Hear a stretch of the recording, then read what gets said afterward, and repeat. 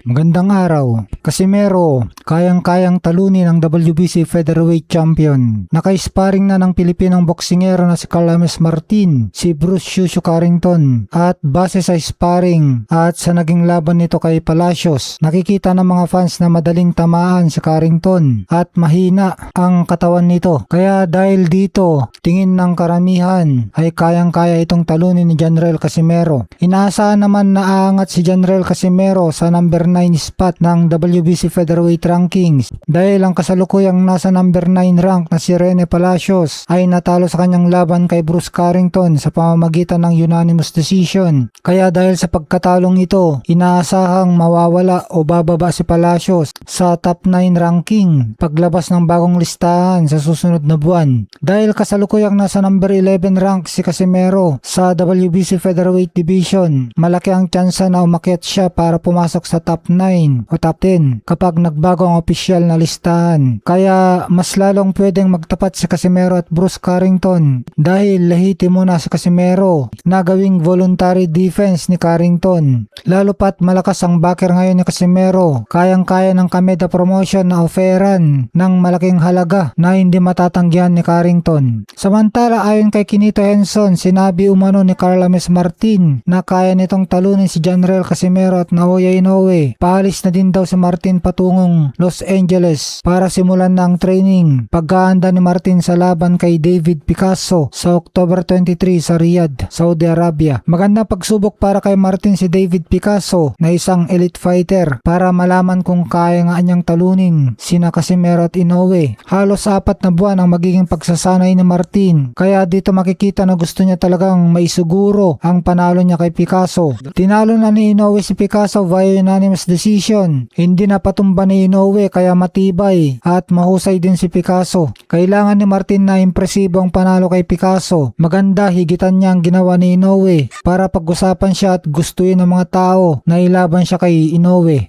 Samantala, opisyal nang itinakdang tapatan ni Rolly Romero at Teofimo Lopez para sa WBA welterweight title. Gaganapin ang laban sa Agosto 22, 2026 sa T-Mobile Arena sa Las Vegas. Mapapanood ito sa joint pay-per-view ng Prime Video at DAZN. Si Rolly Romero may record na 17 wins, 2 losses at 13 knockout win. Ito ang kanyang unang pagdepensa sa titulo matapos talunin si Ryan Garcia noong Mayo 2025. Bago nito natalo siya kay Isaac Pitbull Cruz noong Marso 2024. Si Teofimo Lopez naman may record na 22 wins, 2 losses, 13 knockout wins. Aakyat siya sa welterweight division matapos matalo sa kanyang uling laban kay Shakur Stevenson noong Enero 31 kung saan nawala sa kanya ang WBO 140 pounds belt. Samantala ayon sa kanyang kasamaan sa gym at dating WBO welterweight titleist na si Brian Norman, mukhang matalas at handang-handa na si Spence. Naniniwala si Norman na ang gabay ni Shields ay magdadala ng bago at mas pinahusay na bersyon ni Spence sa ring. Nakatakdang magbalik sa ring si Errol Spence Jr. sa Hulyo 25 sa Sydney, Australia kung saan makakalaban niya ang dating WBO Junior Middleweight Champion na si Tim Hsu. Ang laban ay gaganapin sa isang catchweight na 158 pounds at magiging pangunahing tampok sa isang PBC on Prime Video pay-per-view event. Matapos ang kanyang uling pagkatalo laban kay Terence Crawford noong Hulyo 2023, lumipat si Spence sa Houston upang magsanay sa ilalim ng batikang coach na si Ronnie Shields sa unang pagkakataon.